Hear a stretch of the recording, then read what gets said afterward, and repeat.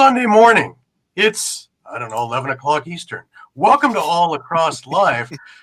Shawn, I believe you got the Roosters up for the morning shift. It's 9 o'clock Saskatchewan time. And everybody is going, wow, that's early, man. I want to appreciate everybody for coming and for being here, because I've got a plane to catch to go to Prague to have different time zones and have me messed up for a week also. But we got a lot for you this week, and the regular season in the NLL is finally over, and we actually have some semblance of an idea that Mike's going to let us in, because he's the coherent one of the three of us. Yep. Those are trying to figure which way the end goes, if it's this way or this way. As always, I have Shawn Slaght, who's in Saskatoon today in his world travels. Shawn, how are you? I'm pretty good, thanks. You sleep? Oh, okay. Yeah, pretty asleep, yeah. And I have Muffler Mike over in Connecticut. Mike, how are you? I'm doing good. I'm coherent. That makes one of us. I like that. I'm in Toronto. I was in Rochester for a while, but I'm back in Toronto now for a short layover, if you will. But just before we get rolling, of course, just a reminder that all of our episodes are streamed live across Facebook, Twitter, YouTube, and Twitch. And you can catch all the action on streampunkentertainment.com. Remember to hit the subscribe, follow, and like buttons. Always share. Tell everybody about us. Enjoy our affiliates as well. The Pat Bernard Show, which just finished not long ago.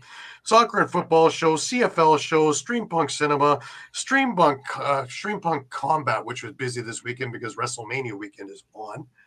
Plus, if you've missed a show, no worries. You can grab all the shows on YouTube. You can catch ours at All Across all the time, or you can go to Streampunk Sports, or even Streampunk Cinema, or Streampunk Combat. There's a number of different YouTube pages to check it. If you come to ours, you can catch retro games, you can catch our library of shows, interviews, press conferences, all kinds of things. Remember, you can stay up to date with all sports by visiting streampunkentertainment.com with great articles from our huge staff of contributors.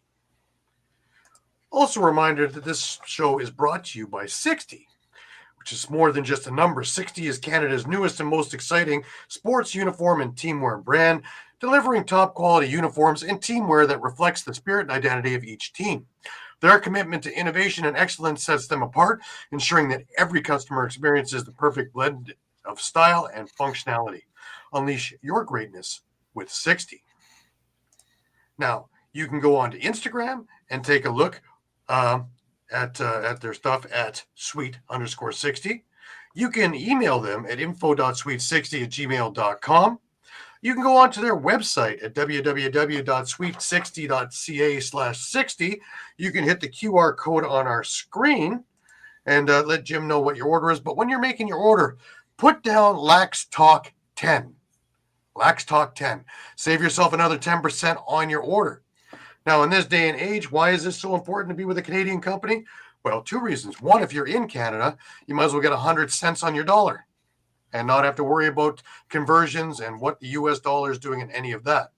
If you're in the U.S., why not take advantage of a strong U.S. dollar and get a discount even more than Lax Talk 10 with your U.S. dollars?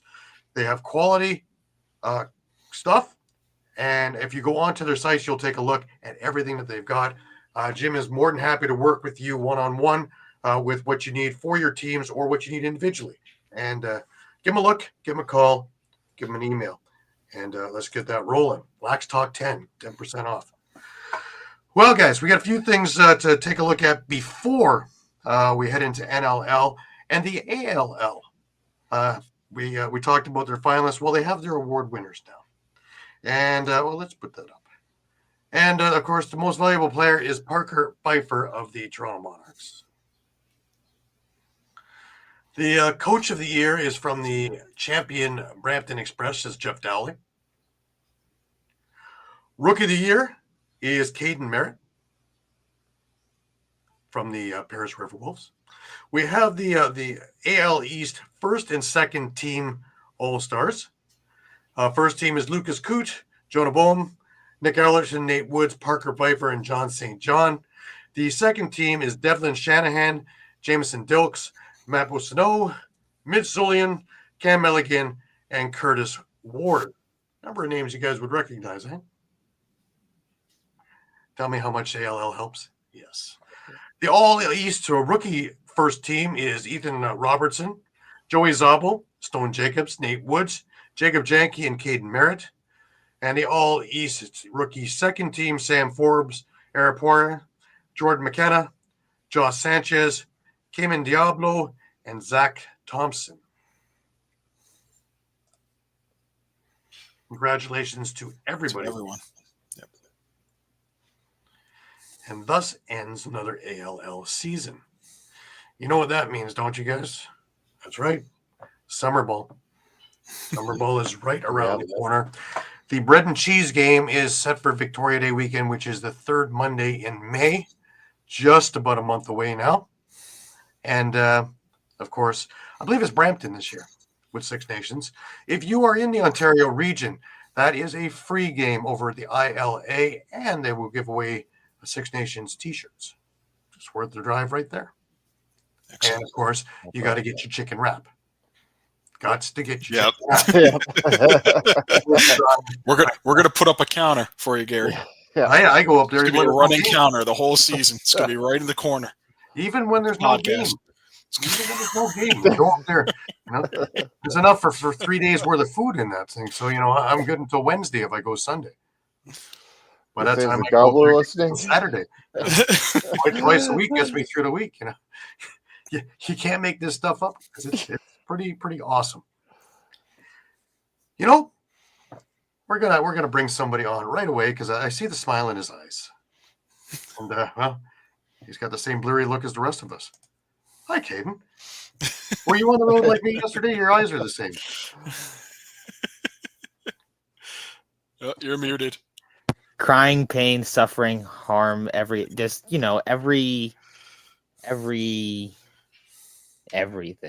God, it hurts. Sometimes you have to look at the glass half full as opposed to half empty. I look at it this way with the Rock injury-prone season, and while they actually had a win last night, but you look at some of the positives of you have Dyson Williams now in the mix and representing well.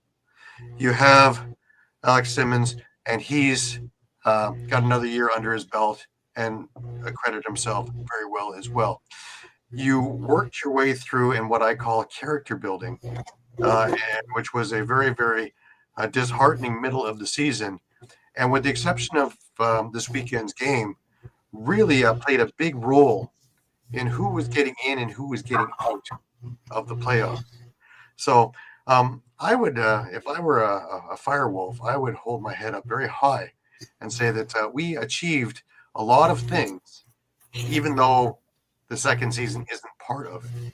And I hold on to that with The Rock too, because we don't have a second season either, unless you look at MSL.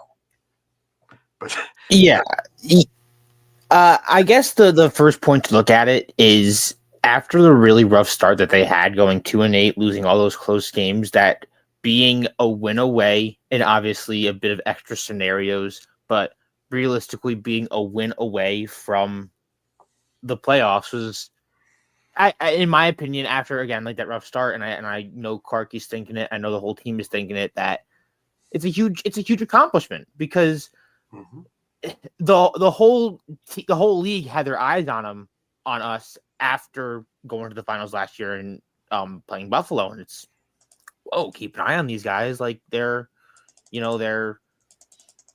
young and exciting and still one of the youngest teams in the league, and we're just adding. Obviously, right before the deadline ended, you grabbed Peshko, you grabbed Jackson, which are two big ones, and they obviously made their names known going in to the end of the season. So that's going to be two huge additions for us going into next season. Hopefully they can actually reestablish the Ethan O'Connor. I don't know, since he was signed to a 1-year deal, he should be set into through next season, but that's another good one. Like, with the injuries that plague this team, having a guy like Ethan O'Connor, not only as a veteran to calm the minds of the younger players, but also as a very solid defender who can help us win games. And I mean, even in the short time he was there, he proved that.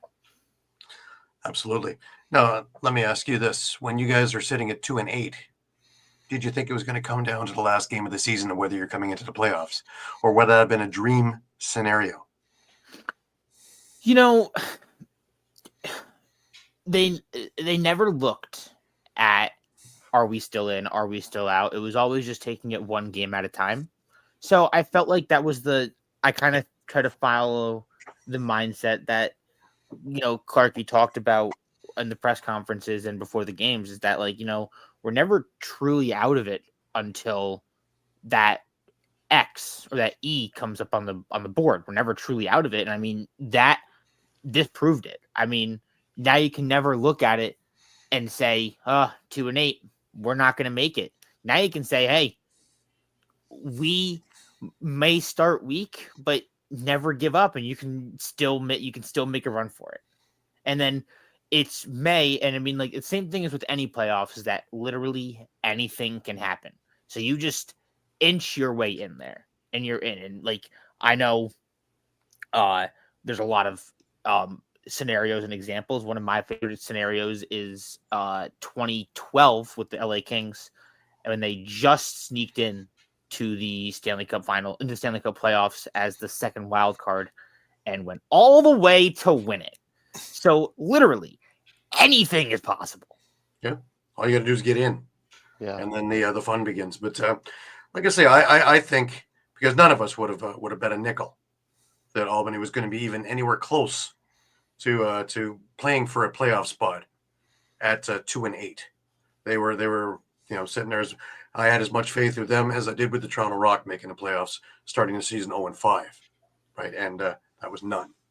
So, and even if they did, what was I expecting if a team is showing that?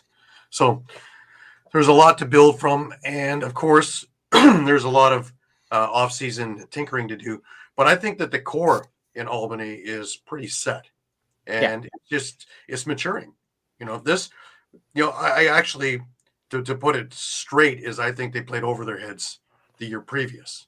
Yeah, this is a little bit come to earth thing and character building, and this is what builds, teamwork, team togetherness, and through adversity.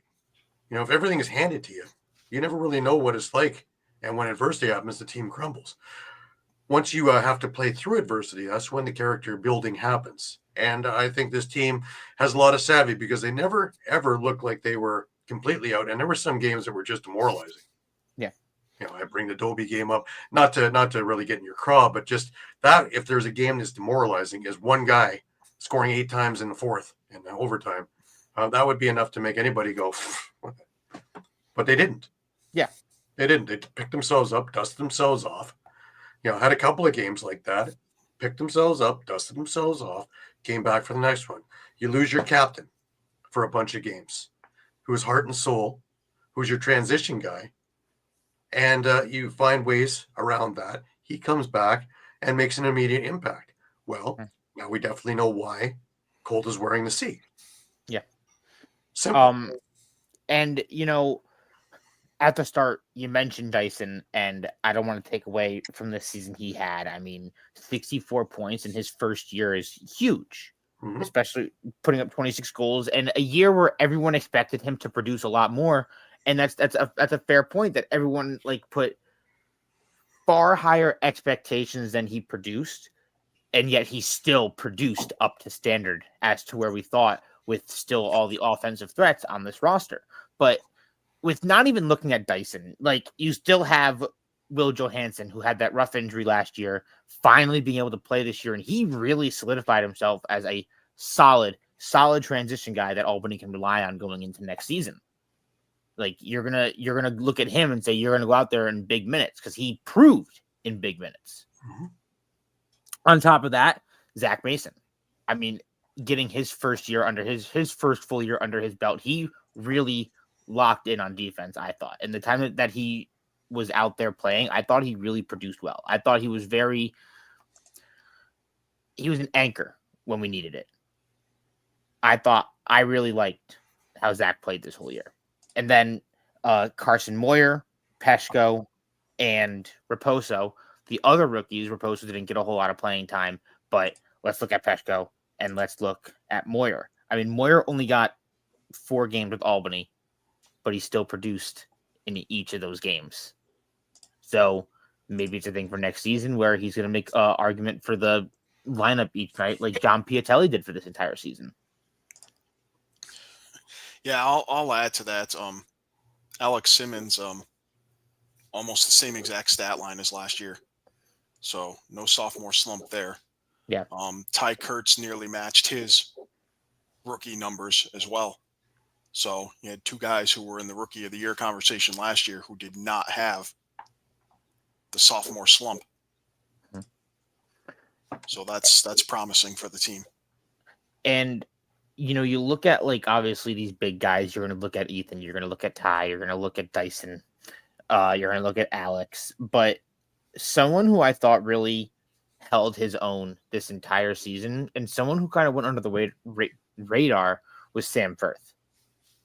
I mean, he produced with 15 goals and 33 points in the games that he played, but his role was that high energy guy, and he got those goals in moments that Auburn needed them, that gave him that energy to win games.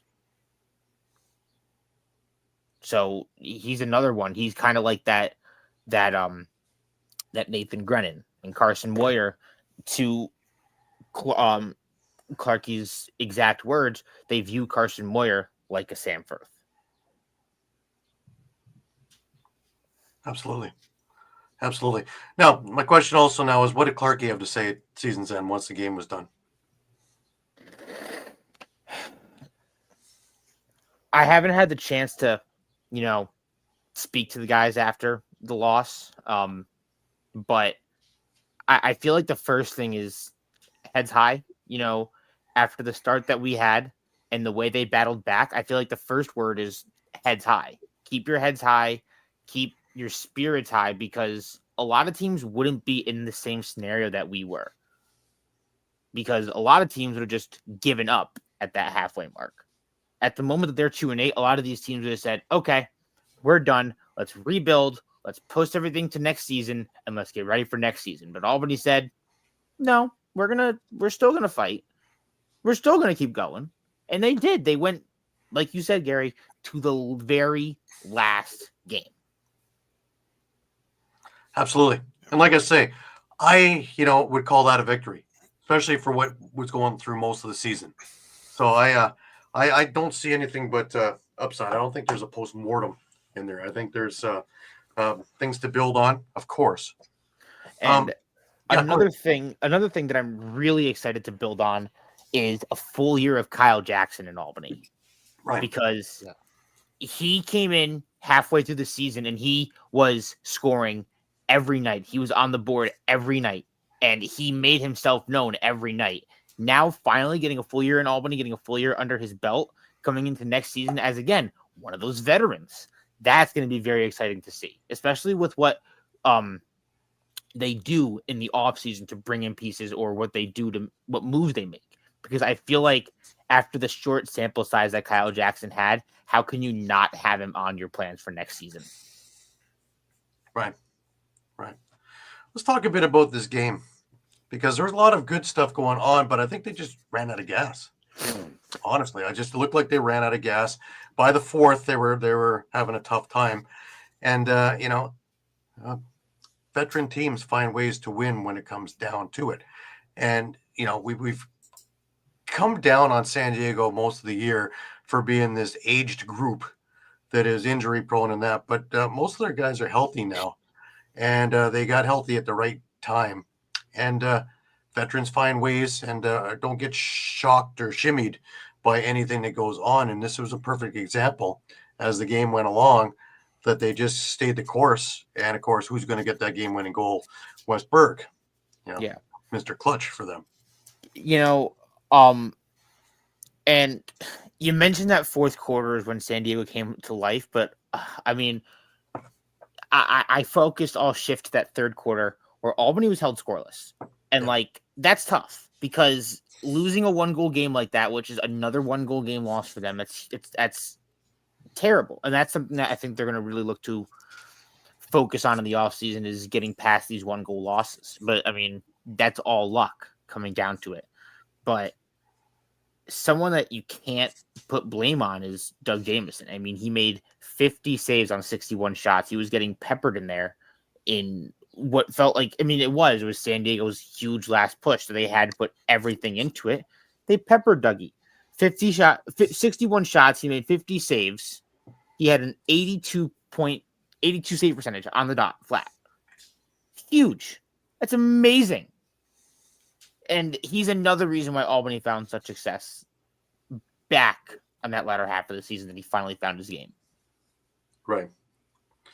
See, where I think that Albany would have had the advantage, but for a veteran coming back, faceoffs. Mm-hmm.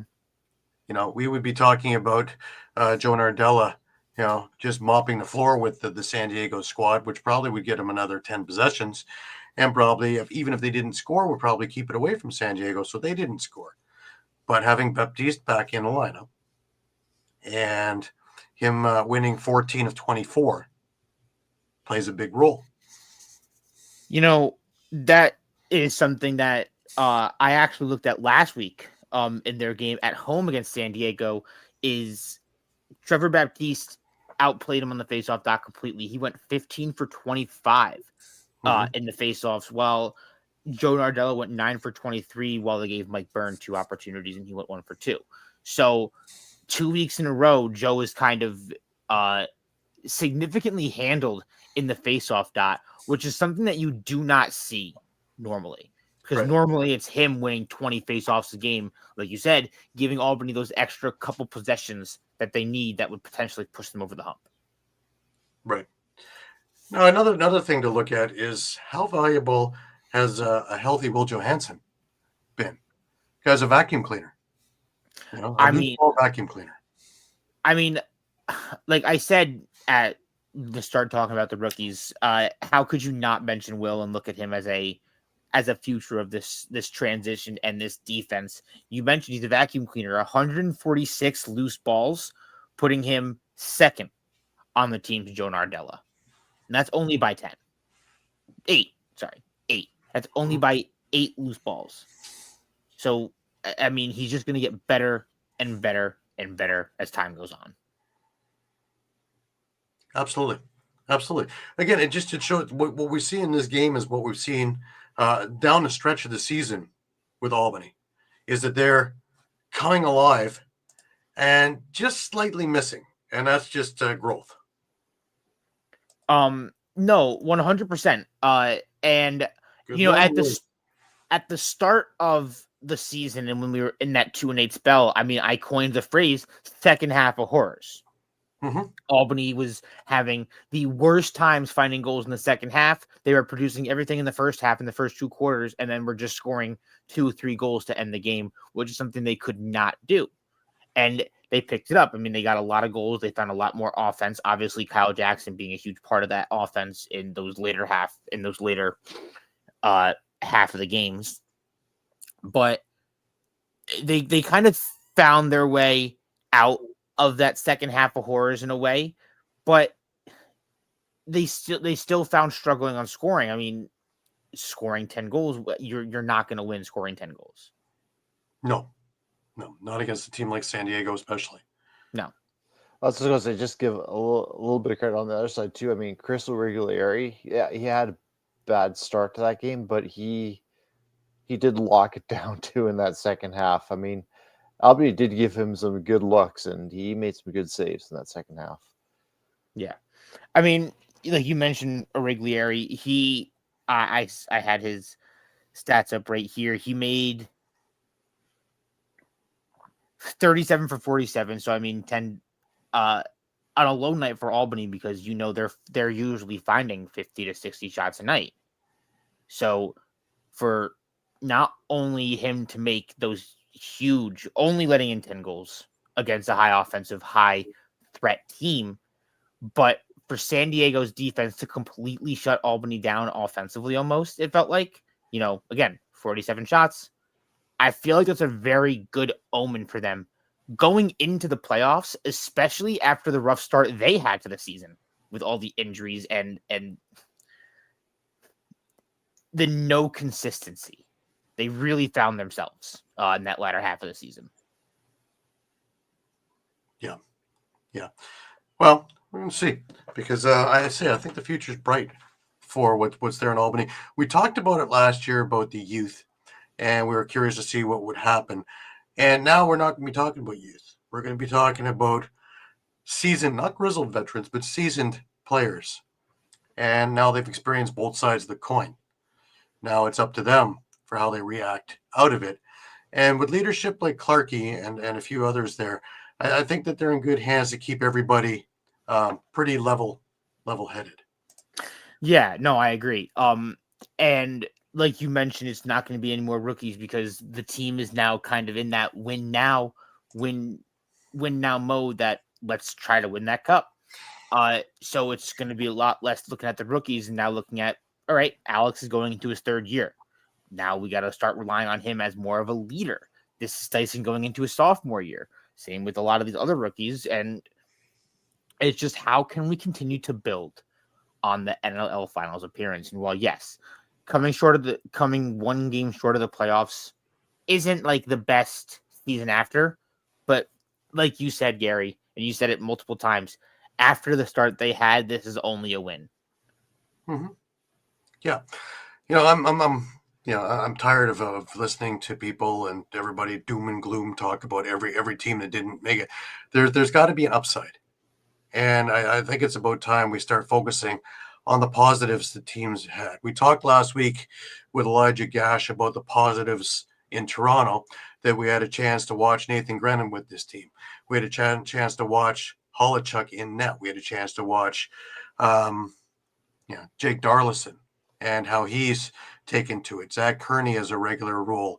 Elijah Gash as he's developing into a transition and strong defender with the team, as well as a number of others. Josh Dahlwick coming to 42 goal season. Who would have picked that out a year ago? But there's a lot of things of development that we got to see, even though the cup isn't being hoisted in your particular city. Yeah. So that you can see it maybe in a couple of years from now. Because talking with Jamie Dahlwick last night before the game, and there's a lot of players that are going to be available, as there will be every year, especially with one less team. Until the league puts in a couple more expansion teams where it starts to dry up all the excess, there are a lot of really talented players all over the place. And when season's up, free agency, kaboom, all of a sudden, you take a look at a team that may need 2 or 3 pieces. Well, they're going to be available easily. So a team that's sitting here may be here that quick. Yeah. And Gary, I want to look at Toronto specifically because, you look at a team that started 0-5 and you're like, what are the upsides? I mean, the huge upside is you guys have the first 3 picks. Yep. So, I mean, if there's any upside for you guys, it's 1, 2, 3. Now you don't have to worry about, oh, what are we going to do at 1? Oh, no, what are we going to do at 2? No, we only have 1. Oh, wait, now we have the top 3. All right, we're good.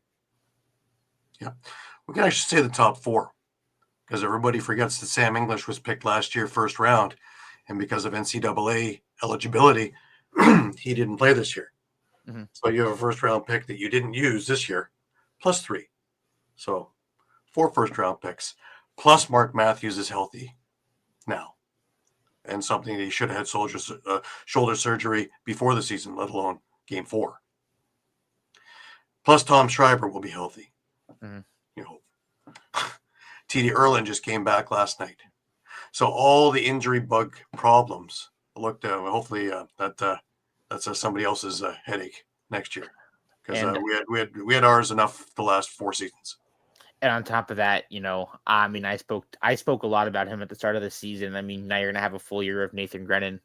So that's going to be even huge. I mean, I'm a huge Nathan Grennan fan. So just having him. All you did was watch last night. If you weren't a fan, this guy's a spark plug.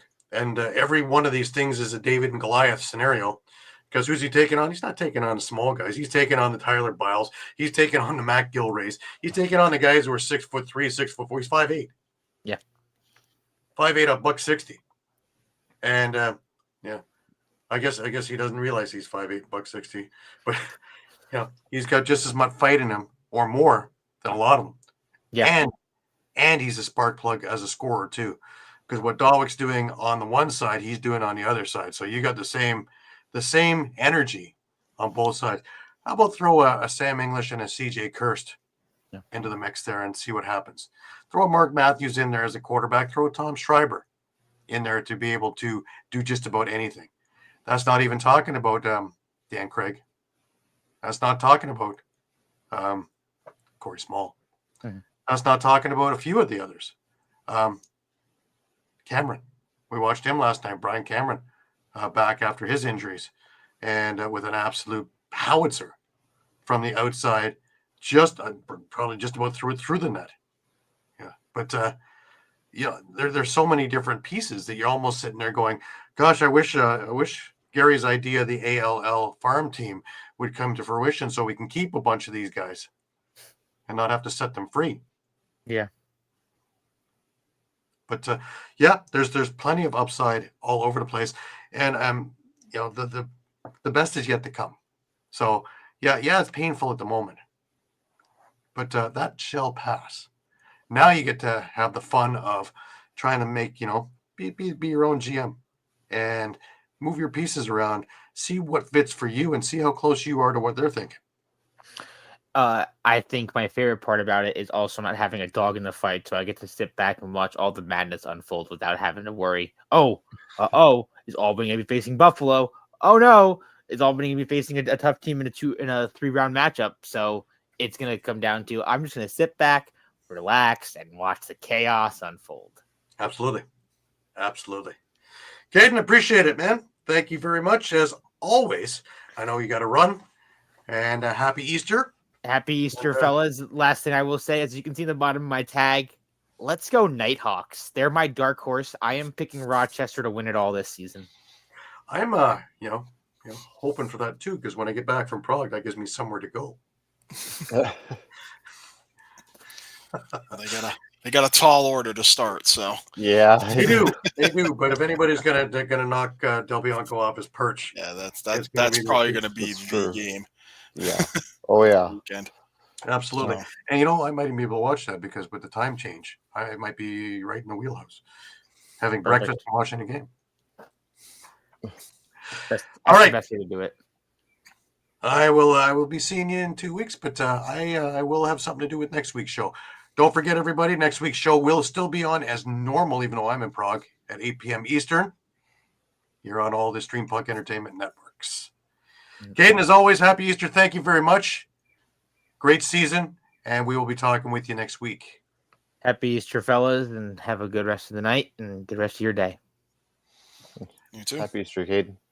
I was Caden with the final Wolves Den for the season, but I like what that team is in the process of becoming.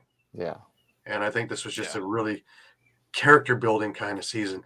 You can't just have everything handed. The first year, things, though they had a little bit of adversity, everything kind of was just fell into place. And then the only adversity they saw was the Buffalo games in Banditland in the second game. The first game was pretty tight, but you got to have some of these to build and character build together, so that it means that much more when you do finally achieve. And Eduardo is with us, of course, in the Easter egg hunt over in St. Augustine, Florida. We're catching you. Our temperatures are coming up. I don't need mittens anymore. In Del Bianco, we trust. Mm-hmm. Yes. Yeah.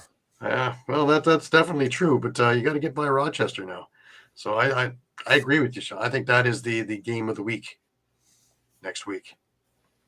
But why don't we get back to a couple of these other ditties of games, and we can start with Friday.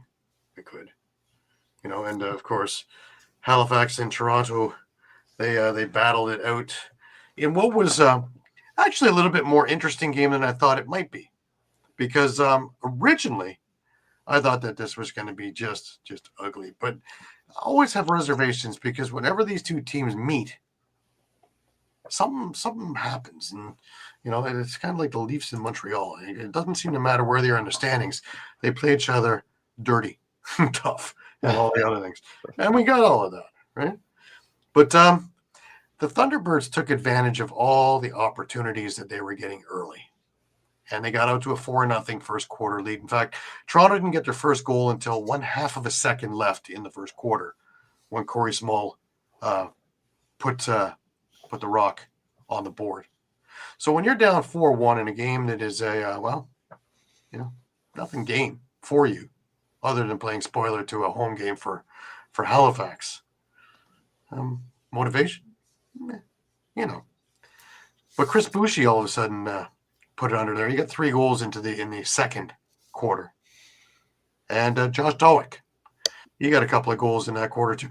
Josh Dawick, who would have thought that we were going to talk about his 40-goal season? That kid's going to be a star. He is. And, the maturity way above the years that he is, watching him on the floor. Now, if you look at the NLL broadcast from last night, you'll see that I am in the corner, which is just to the left of the goalie, just to the right of the goalie, sorry. And so I'm able to be on Dawick's side and just to watch what he does off ball as much as on ball and getting himself in position and always keeping his feet moving and always having other things, all the things that are preached from the time you are little all the way up. And he does it. And the best part is he does it with a smile. One of the most personable kids I've ever known, men. I've known him since he was, I think, 10. And we've had a good friendship over the years, and I love it. I love watching this. And I told him yesterday I was so proud of him for the year that he had, but just for the career that he's etching out for himself. It's one thing to have the Dawick name. But now, when we're talking about him first and Jamie second, that's interesting. And I credit the World Championships for this. And everybody thought, well, why would he go play for Austria? Well, for one, there isn't a spot on Canada to play. The lineup forms to the right, which goes about 19 blocks for guys who want to play there. But playing there, he actually led the worlds in scoring. Well, he was the go-to guy for the team, right? What a great way to practice. And take that confidence and roll with it into the season. And sure enough, right away, you saw that him and Schreiber had a chemistry in preseason. From that point on, Schreiber was hurt, didn't stop Dawick. He was still able to pick his corners. His shot got a lot more confident, which meant it became a much harder shot as well. And it was a much more cerebral shot, I guess, but it was a hidden shot too. A lot of screens, behind the back things, a lot more word I'm looking for, Mike. There was more tools in the toolbox. More variance to his shots. It wasn't just a sit off to the side and shoot from outside. The things I love so much. But he would dive across the crease. He would come from behind the net. He would do all these other things to keep defenses guessing. It's only his second year in the league. I'd say that's pretty good. Yeah, I didn't want to mix that word up with your other favorite word of the season. Inconclusive? Yeah. I love inconclusive. I love to do it The dreaded I word. word. Inconclusive. You can swear at me and go, "You're inconclusive." I just find it odd. But Toronto even fought their way back in this game, and they tied it 8-8 near the end of the third quarter. And Cody Jamieson got one with 25 seconds after it tied it. So just at the end of the third quarter, make it 9-8, and it looked like, holy smokes, this actually could be the upset of the week. I give you the fourth quarter. When a team wants to win and is good and is in the playoffs, they should be doing things like this. Well, they put it into fifth, maybe even sixth gear. and they outscored Toronto 7-1 in that quarter. Now, Dawson Theed had a great game.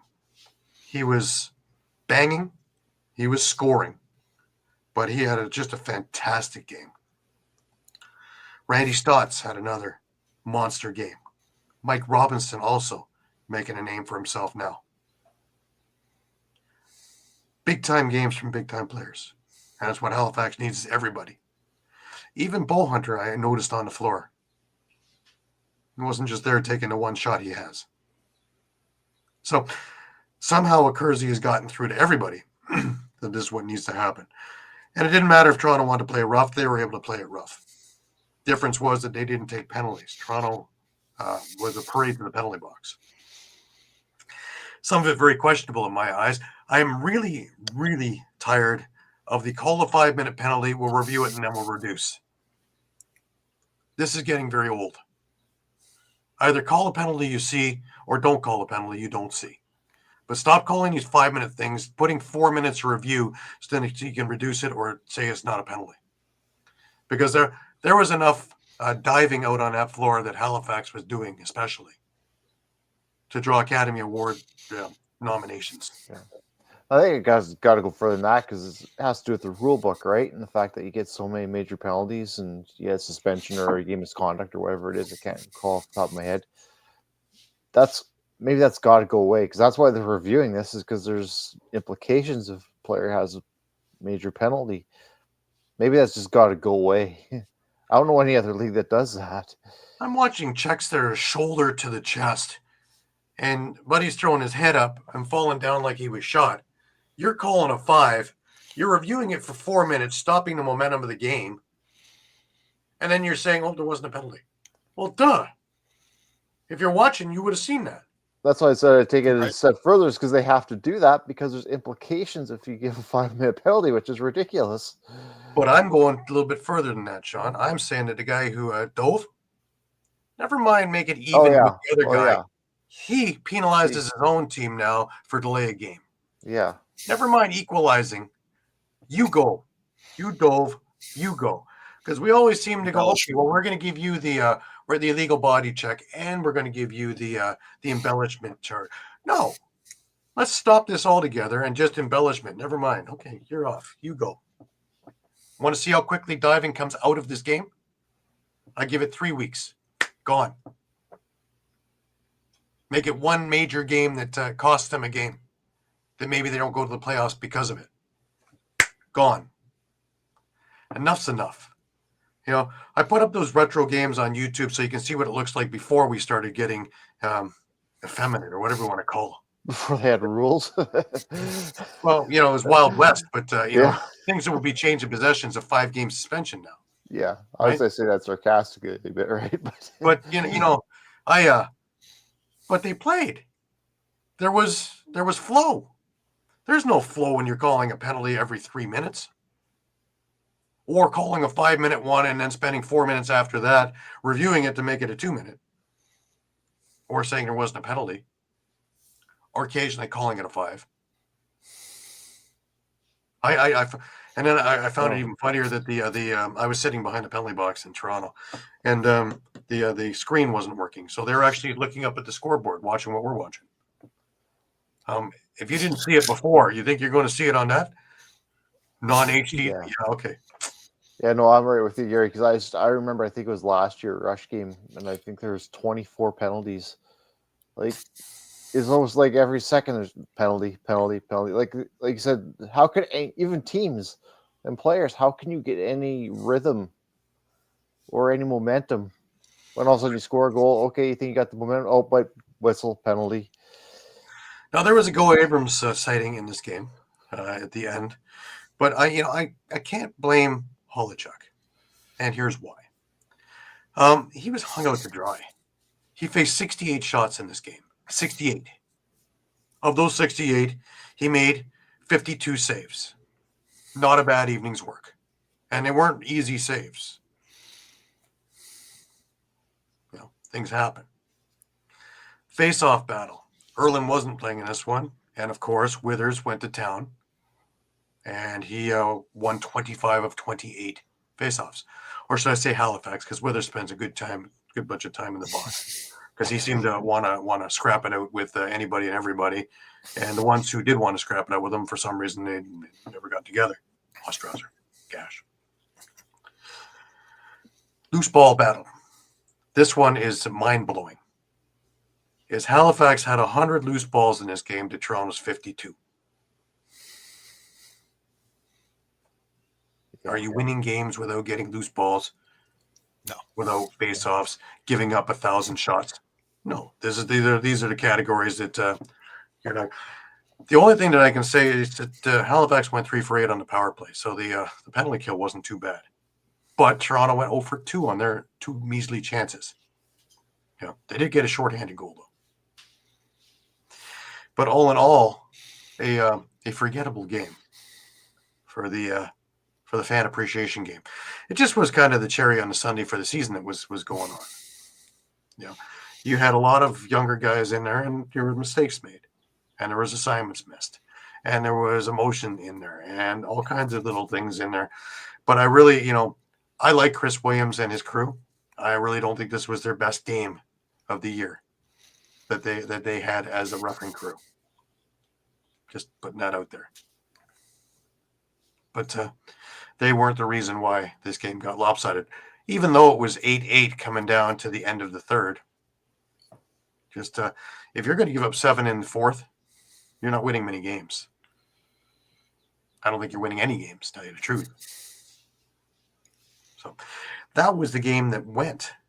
And then less than 24 hours later, I'll have to go to Rochester.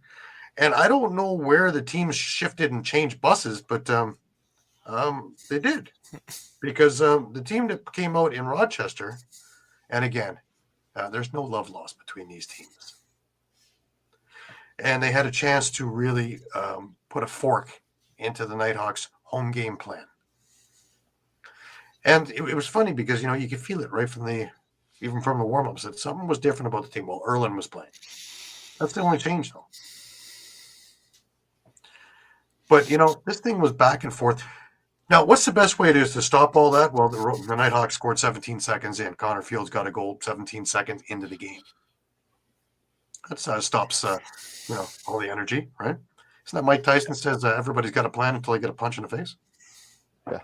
There was your punch in the face. But Elijah Gash comes right back, and we thought he had a goal upon coach's challenge. It deemed he had a toenail in the crease, and it came back. However, on this coast to coast that he was doing, he was yanked down, and this was not a penalty. This became a penalty shot. Challen Rogers took this penalty shot, and he deked Rylan Hartley out of his shorts and got the goal, and we were tied. Chris Boucher, he was after Friday night's game, he was 3 away from 40 himself. He got the first one of his goals of the night to give the Rock the lead. Just after that, Graydon Hogg, who had a great game for Rochester, and what a rookie season he's had. And I have his press conference up also on our page. He quick sticked a Ryan Smith pass from the side of the net, and it was just, poetry. Just perfect. And, Holacek was quick to the side too, so it had to be perfect to go in. And it did. But Toronto came right back, and Boucher, the patented dive from behind the net. Dawick to Boucher, dive, score. And there it was. On the power play, Boucher converted a Latrell Harris pass from in front with 26 seconds left in the quarter, making it 4-2 Toronto. That was Boucher's 40th of the season. We head into the second, and the Rock got things going quickly in the second. Challen Rogers absolutely blasted a high to low shot from Josh Dawick. 41 seconds in, 5-2. Nighthawks answer. Ryan Smith on a power play from beside the net. Then Thomas McConvey finishes a Ryan Smith pass from in front. And we're down just to a 5-4 game. Latrell Harris answers in transition from the top of the crease midway through the quarter. Tutton, Chad Tutton, there's a name we don't say very often anymore. He answers for the Nighthawks in transition off a Taylor Jensen pass. But Josh Dalwick comes back with a 2-goal lead again for Toronto near the end of the quarter. So it ends 7-5 at the half for Toronto. The Rock make it 8-5 early when Josh Dalwick scores yet again, converting a Zach Kearney pass in transition just 50 seconds into the quarter. Nighthawks come back, though. Thomas McConvey scores with just an absolute outside laser off a Ryan Lansbury pass. Ryan Smith then gets one, converting a Kyle Waters pass at the top of the crease, followed by Matt Gilray going coast to coast. Now, we talked about 19 loose balls in this game, but he was on fire and just a gorgeous goal. And this tied the game up. Kind of gives you similar to the night before, right? You know, near the end of the third quarter, and it's 8-8. And Toronto regained a lead with just a minute 55 left in the quarter, with Challen Rogers firing another high-to-low shot from not quite outside. It was just between the circle and the restraining line.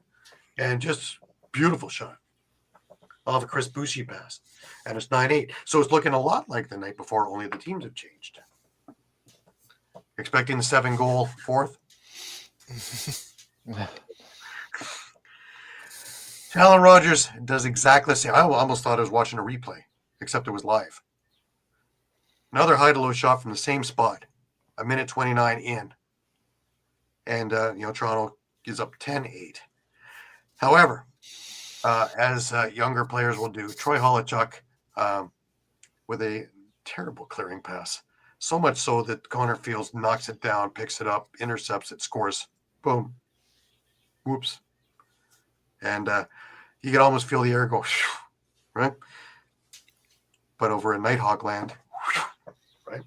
Only a goal difference, 10-9. And you still have 13 minutes left in the game. So you're thinking, this is where. Brian Cameron. There's a name we haven't talked about much this year since he got hurt after the opening part of the season. Well, he's better. And wow, what an absolute howitzer he fired into the top corner from the outside off a Chris Boucher pass. But, this went on for most of the period. We're at 11-9. Goalie pulled. Ryan Lansbury gets the Nighthawks within 1. Still 2.5 minutes left in the game. Rochester threw everything at Toronto at Holochuk. And if anybody doubts that Holochuk is a bona fide NLL goalie, don't know more. He single-handedly made 4 or 5 saves in that thing. Some difficult, some not as difficult. But it was a frantic couple of minutes nonetheless. But Toronto comes away with the 11-10 victory. Shots on goal. Once again, a peppering evening. Rochester outshoots Toronto 65-52. Erlin's back. Toronto wins the face-off battle against Slosser. Erlin, 16 of 24. The loose ball battle, a little bit better tonight, or last night, went to Rochester 77-76.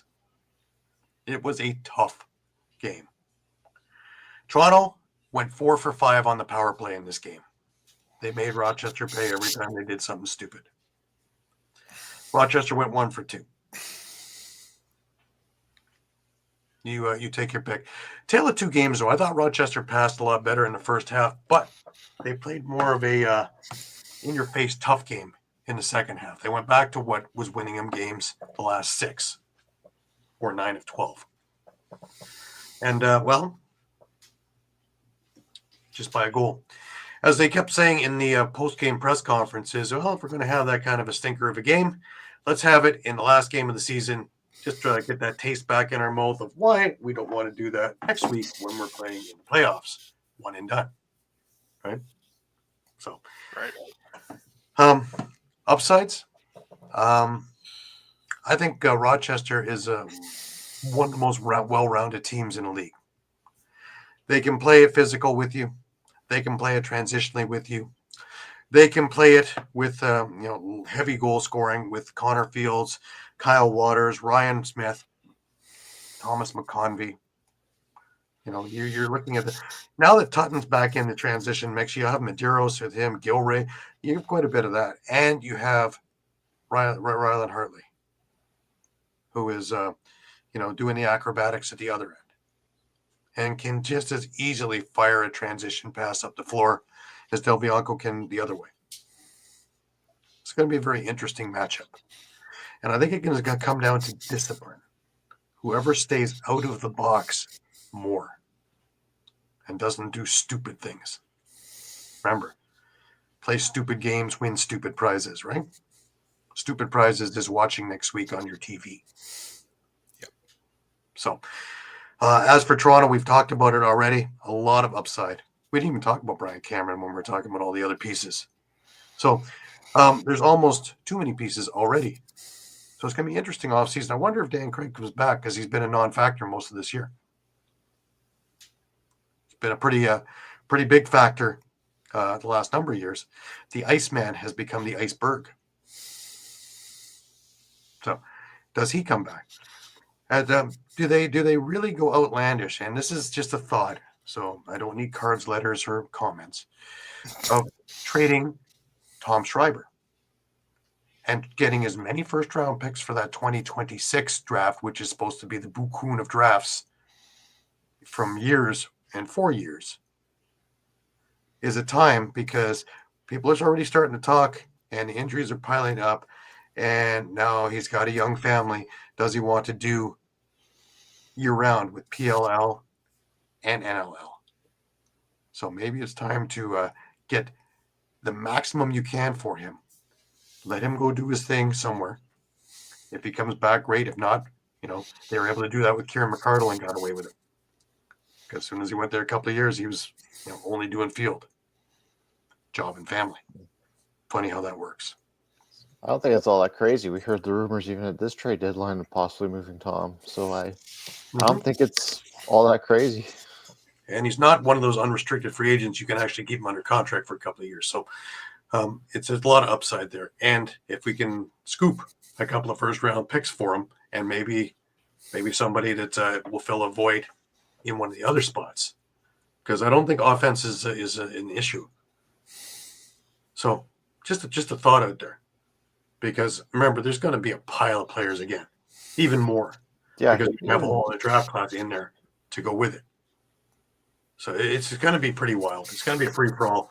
Again, we're going to be sitting there in September going, what the hell? Well, we're going to be sitting there in August going, what the heck, because of all the free agent movement once again. But we'll see. But that's it in a nutshell for them guys. Why don't we move ourselves on over to one of the games that was the head scratchers? Let's go to the Buffalo Georgia game, shall we? Interesting game there. I can't figure out Georgia. Can anybody else? When it came to the playoff picture, this screwed up everything as far as I was concerned, because it turned everything on its head. Yeah, I just can't figure it out anymore. I figure that this is one that even with resting players, that Buffalo's not going to rest that many. And it looked like Buffalo was going to come away with this victory, and all of a sudden, they didn't. Any answers, guys? No. Lyle Thompson effect. Yeah. Need a big game? He's your guy. My NLL page isn't working very well right now. But again, do we worry about Buffalo? Mike, what do you think? Do we worry about Buffalo? Because this is another one of those games where could have, should have, didn't. And it's been the MO of their second half of the season. Yeah, I think so. They started 7-0 and then they went 6-5 the rest of the way. Yeah. With 3 home losses. one of them to San Diego, who they will be playing in the quarterfinals. Mm-hmm. And it's a healthier San Diego now than it was when they had their home and home. Mm-hmm. And the Yeah, San I'd Diego say. Buffalo game, I San Diego mean, pulled off one of them, right? So yeah, and I mean they nearly pulled it off twice. So yep. And the one they won was in Bandit Land, and that was yes. without these guys. Yep. So yeah, there's definitely some concern there. You know, I think they would need to be concerned. I mean, I think they need to be concerned that they're coming in with momentum too off this win over Albany. I'm wondering, is Matt Vince tired now, you think? Faced 49 shots again. Like I that's. I know he likes to work, and I know he likes to keep busy, but if by some fluke some shot catches him the wrong way, I don't think Buffalo fares that well. The thing is, this is becoming a bit of a grind for, his age, just in general. I'm looking at it also that your scorers are doing a lot of assisting. They're not doing a lot of scoring, right? Byrne got 7 assists in this game, 1 goal. Smith, 4 assists in this game, 2 goals. When Dane Smith doesn't have 10 assists, Buffalo doesn't seem to win. Interesting. Transitionally, Steve Priolo. That's all. I'm not convinced. I had the feeling before they got onto this 12 games in 10 weeks, but since then I've found them to be, yes, they're dangerous. Of course, they're 2-time champs, but I'm not as petrified about them in a game as I am, say, a Vancouver or a Rochester. More Rochester than Vancouver, honestly. Yeah, I mean, but if you're Buffalo, how much do you really need to worry about transition with San Diego? And let's take into consideration what they did to Halifax 2 weekends ago, where Halifax had, I mean, yeah, okay, the game was 12-12 and they pulled away at the end, but Halifax had next to zero transition of any kind in that game. Mm-hmm. And, we spent the middle third of the season pretty much saying Ryan Terafenko was a lock for transition player of the year. Right. When he went on that run. Sure. So, yeah. They limited a good transition team to nothing in transition. And right. they're going to be going up against a San Diego team that, let's face it, out of all the teams in the playoffs, probably have the least threatening transition game. But they have a number of other things that make them dangerous.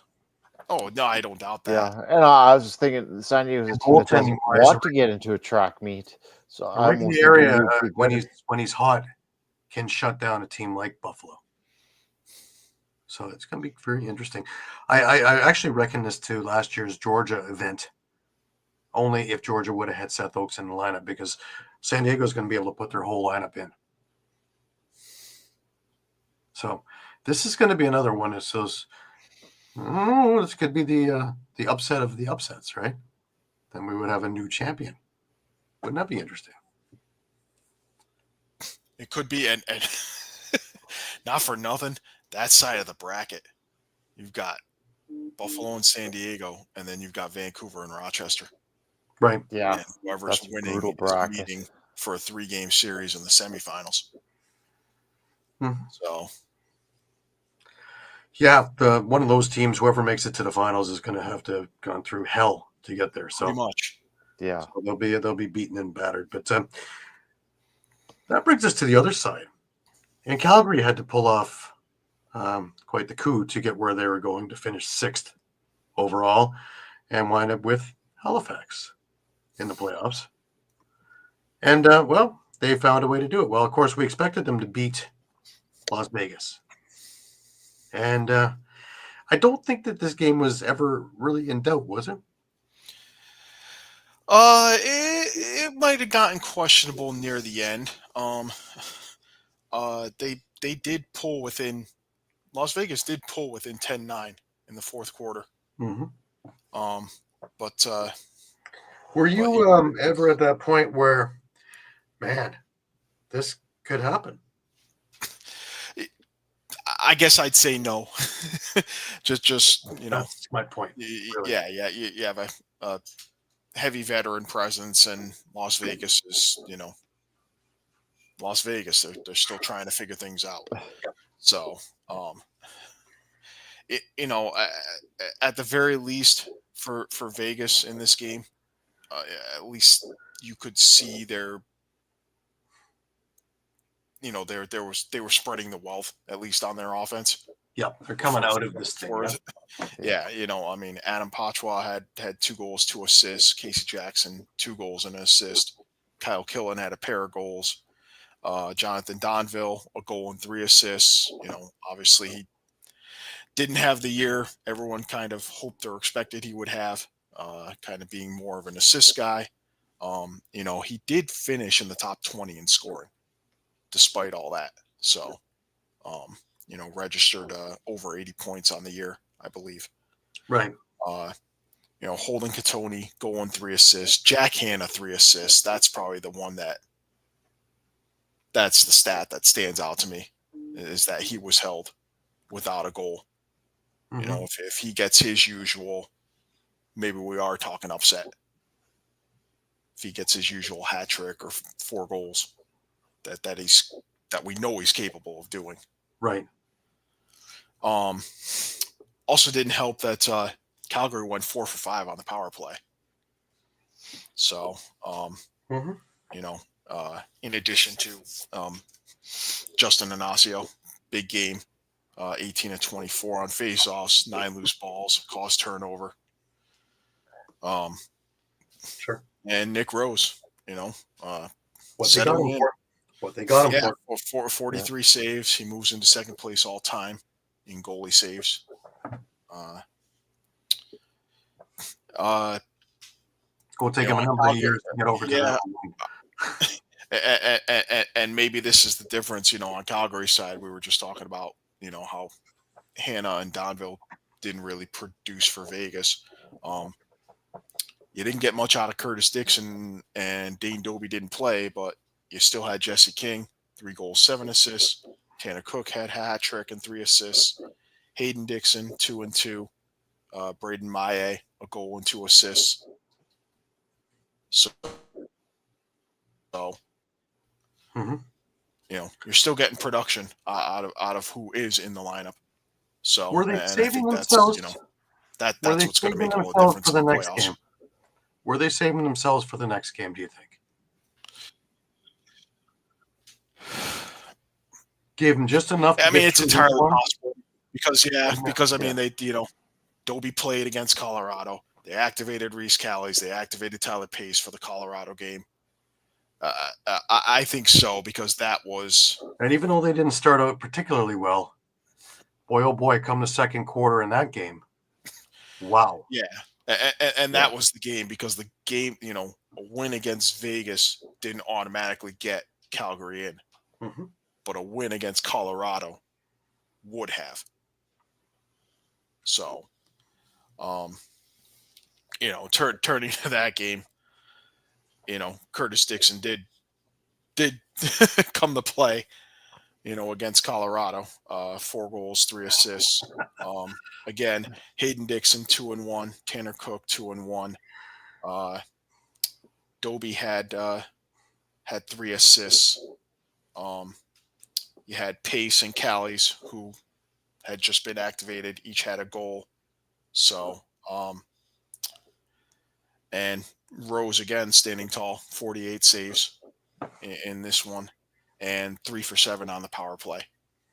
So, Right. so they're playing pretty efficiently when they have the man up. You know, which, hey, there are some teams in the playoffs that are struggling on the power play right now. Yeah. So, and then Colorado, I mean, with all due respect to Colorado, you know, they've had kind of an up and down season, but Calgary shouldn't have had any business losing that game to Colorado, especially since, you know, again, no Ed Williams, no Eli McLaughlin. Yeah, so they've Connor never seen a lot of Kelly key goes on injured pieces. reserve. Yeah. Yeah. You know, and all you can muster is 3 goals and an assist from Ryan Lee, a pair of goals from Thomas Vella. You have Will Malcolm, Tyson Gibson, Connor Robinson combined for 3 assists on the night. Right. See, that brings us to the other game too. Is the Philadelphia-Vancouver game. Did Vancouver pull the shoots at the half? Everything's going their way. They're up 10-3. They held Philadelphia without a goal in the second. And you almost 1 goal in the second half. Granted, you only gave up 2, but 1 goal in the second half. I would figure if you scored 10 in the first, you could easily put another 6 or 7 if you're feeling it. I don't see. It wouldn't make any sense to stop it. But what happened? Philadelphia not known for defense either. After a while, I thought he was playing not to get injured. I think healthy. so. Which is frightening too, because they almost kind of go through the motions, but I don't get the sense that we're going to see that same kind of play next weekend. Because, like I said, this is they do. They're watching weekend. This is the game, and it's. I think you can tell with Vancouver, with what Kurt Malosky's done, getting everyone to buy into his philosophy. This is not just, hey, we made the playoffs. Let's celebrate. Okay, it's hey, we made the playoffs. Hey, we're going for the cup now. Hey, we haven't lost since we acquired Del Bianco. Hey, let me just ask you guys, who had the best home record this year in the NLL? Who do you think? Vancouver. Mm-hmm. So, anyone tuning in, you probably didn't know Vancouver went 7-2 at home this year. Better than Buffalo. Better than Sask. Better than San Diego. So, even better than the Toronto. attendance is going up, and the last thing I would add is, how would you like to break one of your own curses on a potential championship run? Vancouver has never won a home playoff game.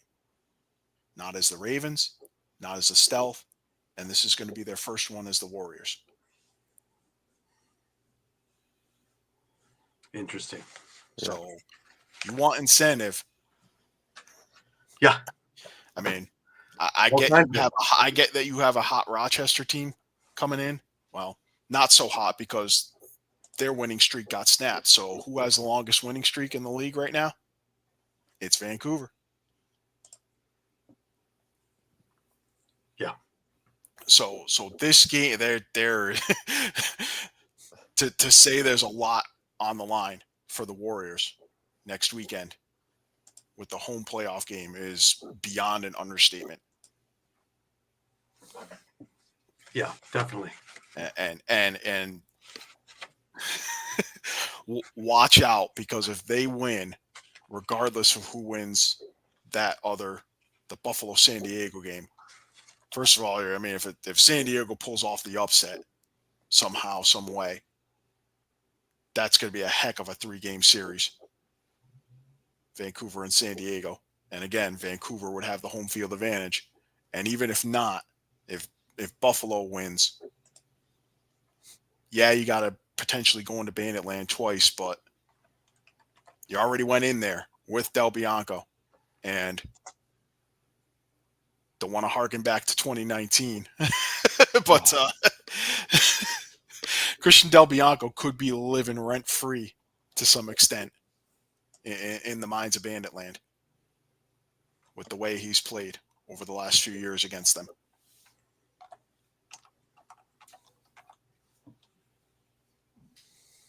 Mm-hmm.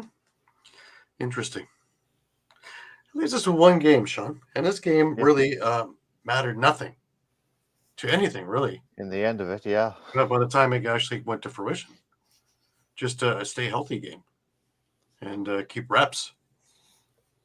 Yeah, you know, we talk about teams, you know, in the playoffs that put the foot off the gas. The Rush did the exact opposite. They kept the foot on the gas, and it was really Ottawa showed up for one quarter, and that was pretty much it. And I mean, the difference in that one quarter was the Rush just kind of forgot that Jeff Teat was on the floor for a bit. Yeah, fastest hat trick since 2002. Actually, Graham Perro corrected that because actually Mike Triolo had one that was 1 second quicker Interesting. this year. Yeah. Even funnier. But yeah, I mean, Jeff Teat, yeah, with a natural hat trick. Stevens with the transition goal. Jake Stevens with the transition goal is 4-0 Ottawa. Saskatchewan came back with Shanks, Mans, and Church to make it 4-3. Connor Kiernan with the goal in the second quarter. This game went scoreless until 4 minutes and 39 seconds left in the second quarter. But then right after that ensuing face-off, Jake Naso, who he went, I'll double check my numbers here, 17 for 27 on the face-off job, by the way. Won the ensuing draw, picked it up, and sniped one home. And it was 5-4 Ottawa at the half. And then, yeah, someone must have told Ottawa that Georgia won at half because Jake Boudreau, and that's the thing with the Saskatchewan team. In the end, Boudreau had 2 goals in transition. You also had, like I said, Naso scored. Holden Garland shot a howitzer on transition as part of an 11-goal run by the Rush between the third and fourth quarters. Robert Church with the sock trick, kind of what you expect from him.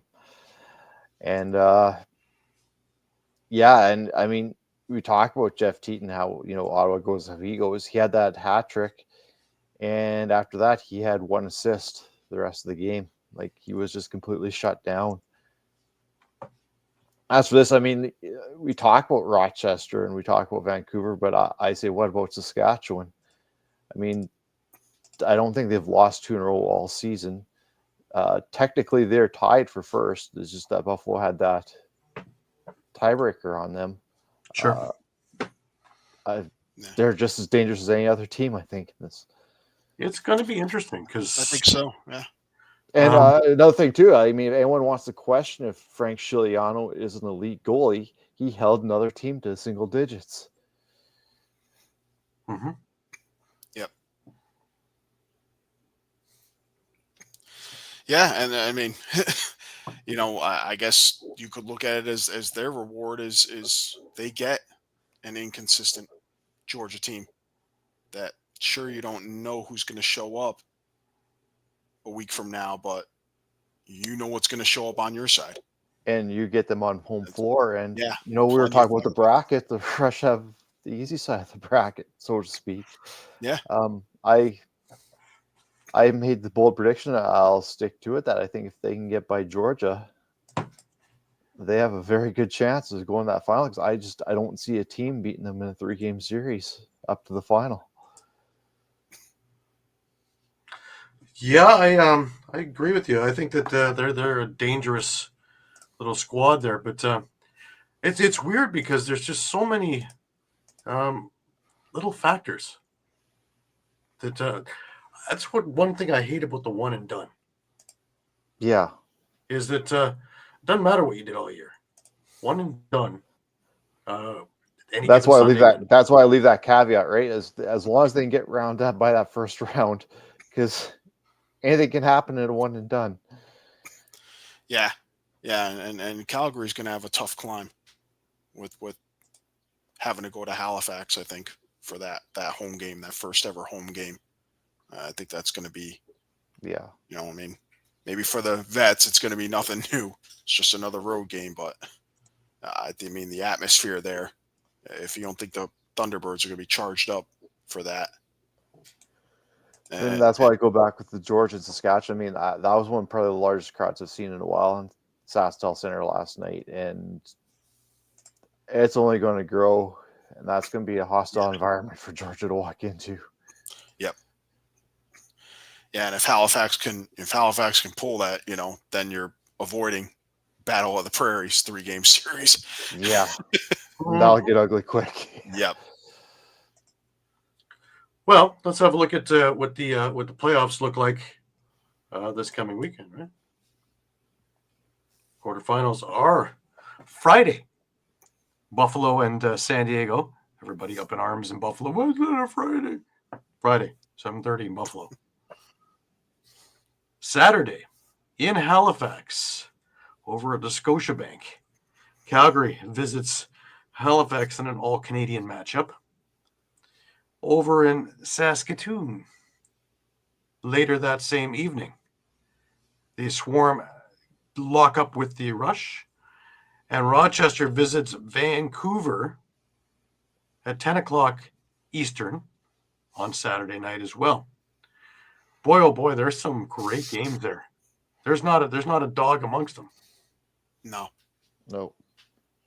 And even looking at potentially who's playing who after this thing, it's like, wow.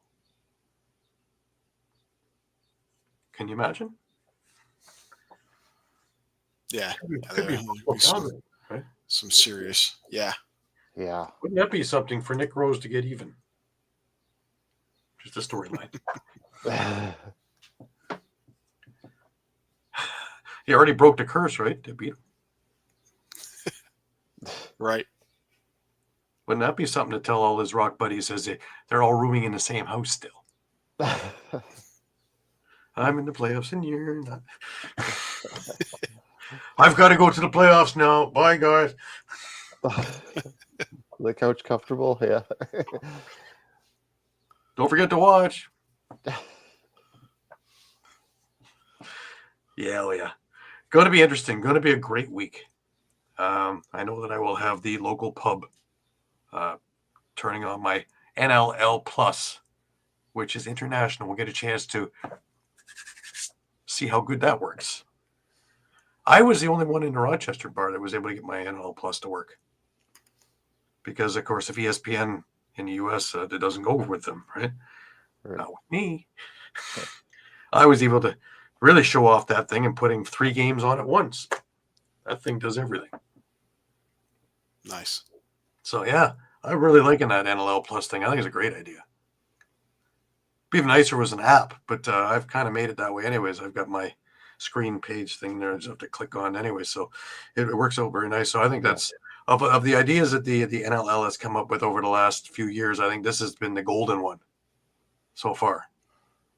But that's another thing, watching everything expand as we've been moving along with Brett Brood there in the commissioner's office, that, I wouldn't say earth-shattering things, but significant movement, subtly moving forward. Yeah, sorry, I was going to say, because I admit I was skeptical when NLL Plus came out, because we did this before, right? Mm-hmm. And it was terrible. It was. They did it right. It's got everything on there, and everything you need. If you want highlights, you got highlights. If you want, I like the condensed game too, because I'm getting the game in 20 minutes. 20 minutes. Yeah, that's. And I think it's fantastic. Especially when schedules don't allow me to sit for 2.5 hours to watch a game. Right. Where you get the gist of it, and if you really need more, you can watch the game, and it's there too. So to me, that's great, let alone all the other things that come with it too. So if you haven't gotten it and done with it, do it. It's free. You can get it off NLL.com. There's just no reason why you shouldn't have it. To sit there and try and refresh your NLL scoring page, which, by the way, can make you go mental. Waiting for that score. Yeah. I know there's not a goal. I know I know there's another goal. Change.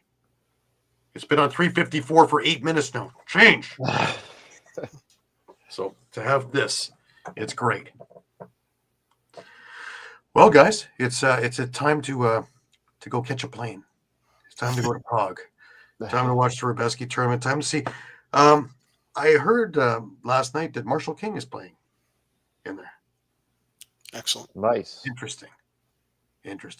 I know Eric Turner's playing with the Alberta team also. So there's a number of NLL guys going. I know Brady Kiernan's with us. So there's a number of NLL guys going to be there. Now the season's over. If they were on the bubble, they're coming on a plane now. Pretty cool. So this should be great. You can get on and the Alice Rubeski, AHM.com, I believe. Or you can Google the Alice Rubeski tournament. And you can catch the YouTube games live. I believe Stamper is the one doing them again. So you can catch all of these games as they're happening. And they're all day long. Last game is at 9 o'clock check time. And they're like Laxney,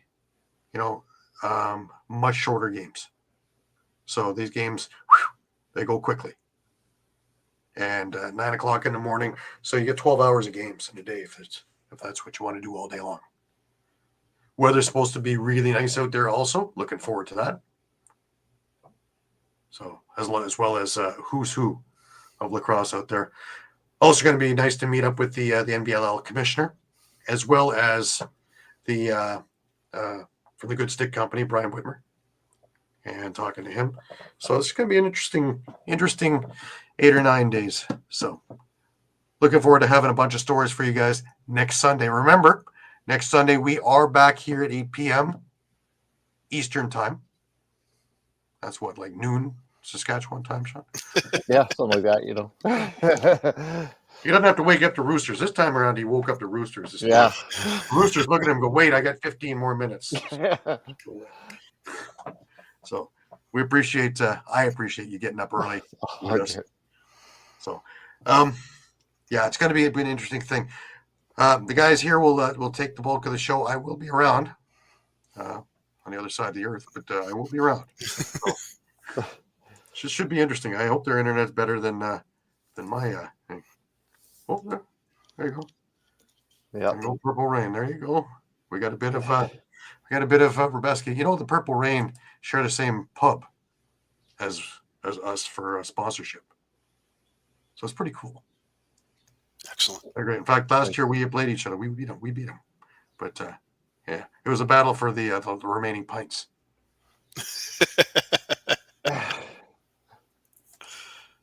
Shawn, you be covering the PGLL? I'll try to keep up to it. I mean, there's a lot of leagues in the PGLL or all the other leagues I cover, but I do keep my eye definitely out on the PGLL. Obviously, being in Moose Jaw, I got the junior B team with the Moose Jaw Mustangs in there. I try to keep up with the senior teams as well, especially with the President's Cup. So I'll try my best. I'll put it that way.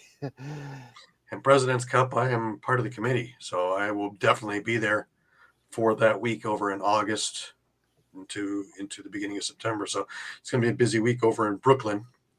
They're getting turf, guys. No more cement. Oh, They had that big campaign last year to finally put some turf down, and they're getting turf. And the pictures I've seen, they're getting pretty good-looking turf. Excellent. Nice. So it'll be a nice, pristine look for TV. We're all about the showmanship.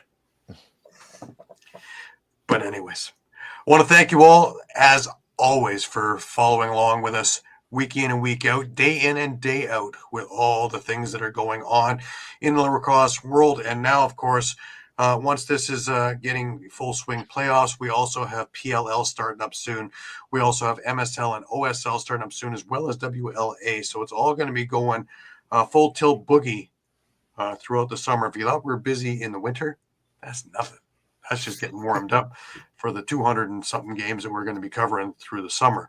So we'll have our cars warmed up. And away we go.